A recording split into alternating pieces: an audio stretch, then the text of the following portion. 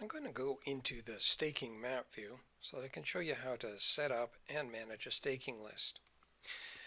So as soon as we enter map view, if there is no staking list connected to this project, we're invited to edit one.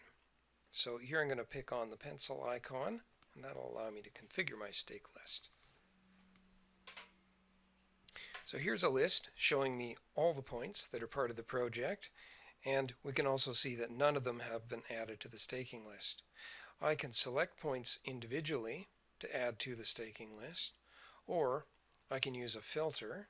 So I'll pick on the filter icon here, and I can configure it to filter my points database by, in this case, codes, and I can pick on apply, and now what it's done is it's automatically checked all of the points that have the code road.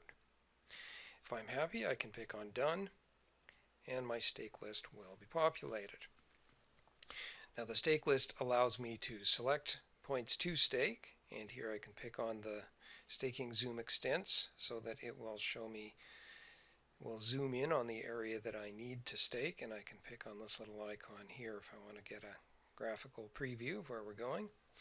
And there's also this feature for show staked, and so by default it's off, and so what this will do is it'll shorten your staking list as you're working your way through the list. But if you want to be able to see all of the past staked points, this will allow for it. That's all I've got to show you with the staking list.